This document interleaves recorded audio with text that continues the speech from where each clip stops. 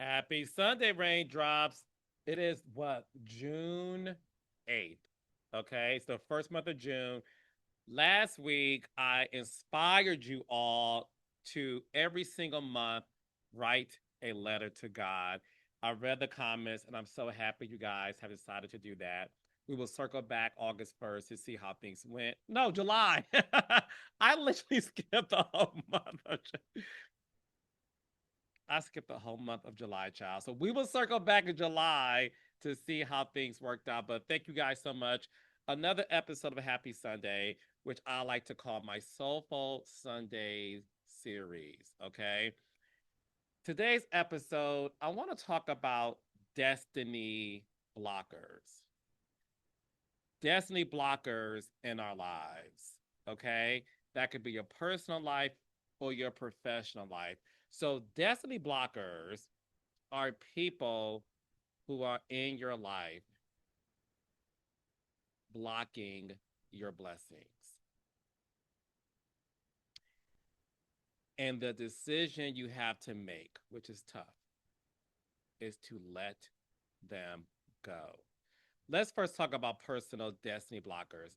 This could be somebody you're married to, which is hard. This could be somebody in your family, which is, of course, hard as well. It could be a coworker that you are friends with, and it could be a friend of yours. These are people who are keeping you stagnant. And these are people who are in your life disrupting, disturbing your peace. And one of the biggest things that we as human beings don't like to do, that is making tough decisions.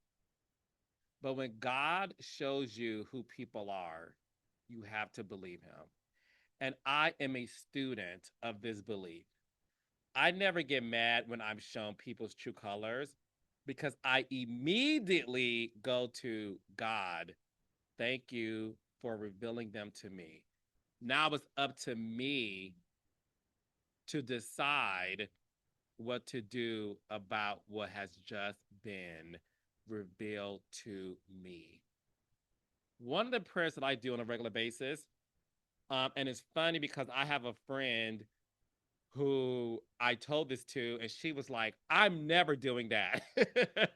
And I'm like, why not? She said, I don't want to lose people. And I said, girl, it's the best prayer, one of the best prayers to make. So, one of my prayers is this: whether I'm dating somebody, in a relationship with somebody, anybody in my life, I always pray to God if I feel something not working or if I'm starting a new relationship. And when I say relationship, it could be a romantic relationship or a relationship with somebody that you're trying to either do business with or friendships with, right? I pray to God, God, if this is meant to be, make it fruitful and make it last. But if this is not meant to be, and if this person was sent to harm me, please remove them from my life and let me not miss them. Please remove them from my life if they don't have good intentions or if they are not of good service to me. Remove them from my life and let me not miss them. And the important part of let me not miss them is because just because you miss somebody does not mean y'all should get back together.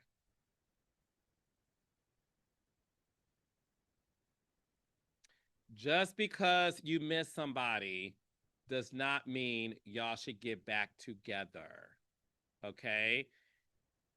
It only means you miss the positive memories that they inflicted upon your life. Now I'm gonna go to the professional side, right? That could be your boss, that could be a job, that could be um again a coworker who you may not be friends with, but obviously this person was able to work together with you for the agenda and the bigger picture of making you get promoted or excel. The reason why that prayer is powerful is because God will make it happen. I say that prayer constantly. So when people drop like flies, I never am like, oh my gosh, I'm never like that. I'm always like, okay, God, you were listening. You were listening. You were listening. And I sit still and I make sure to not do anything to enforce the removal because I need to know that it was God. So once the decision is made that they're out, I do nothing to bring them back. Nothing. Absolutely nothing.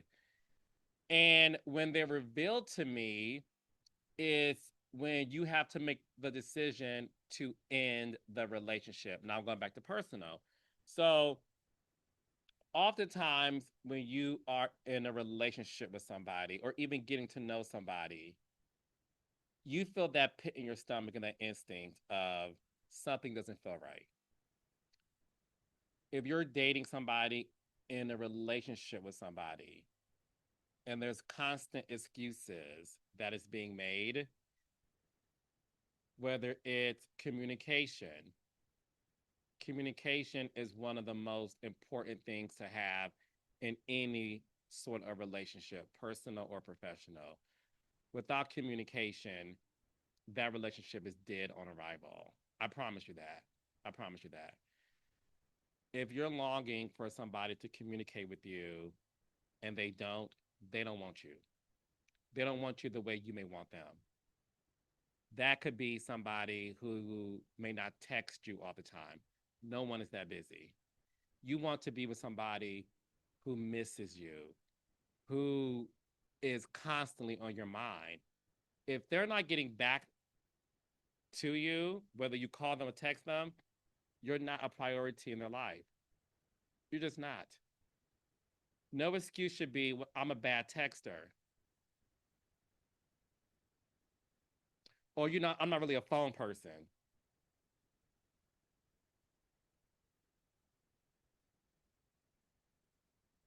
And I'm explaining this to you. When someone has a job that they may not enjoy or like, they're going to make that job their priority because of what? They don't want to lose it. They do not want to lose the job. So if they can make something they don't like a priority and they can make something they allegedly like a priority, they don't want you, baby. And it's time for you to move on. And it's time for you to smell the roses, smell the Folgers in your cup, and proceed without them. When you're working at a job and you don't get promoted, and somebody else gets the promotion over you, or you're constantly not being respected to the point where you feel like they don't see me. All of this is God's way of revealing to you. It's all in the book of Revelations. Okay, read your Bible. In the book of Revelations, it talks about that. But you have to be still and understand the difference. Not everything that is sent to you is trying to do you harm. It's not there to hurt you, it's there to help you. And I think that's the difference between a lot of people. Just because things don't go your way, it doesn't mean things are being manipulated. It doesn't mean there's some conspiracy theory. All it means is God is saying to you, this person or situation is not for you, and I have something better. And I think the problem is when it comes to human beings, we believe that something has to be so disastrous or feel painful in order for us to leave. And that's not always the case. That's not always the case. Stop waiting for some huge negative thing to happen in order for you to know your worth. Stop waiting for that. When God reveals things to you, Book of Revelations, you sit back and you say, this is no shade. This is no fault of anybody. This is me. And I have to move on from this situation. So, as we are beginning the month of June, it is my prayer for all of you. And again, my girl said to me, and this is a very powerful woman who makes a lot of decisions in her professional life. And when I said this to her, I'm like, I'm telling you, this prayer works. And she said, I know it works, and I would never pray it. And I'm like, why? She said, because I would be lonely. And I said, don't you think God will replace those people with the ones who are meant to be in your life? God would make room to replace those individuals who aren't meant to be there for you with the ones who are.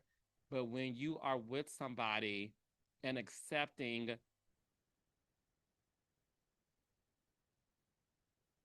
their negativity, their shade, their defeat, you are going to be defeated. And you don't believe God can replace them with something better. And again, that could be a relationship or a job or any other situation in life. God is in the business of moving you to your destiny. If you believe you can't do better than them, you don't believe in God. Because if you did, you would know that whatever God removes, he replaces. So, my prayer again today, sit still, pray to God.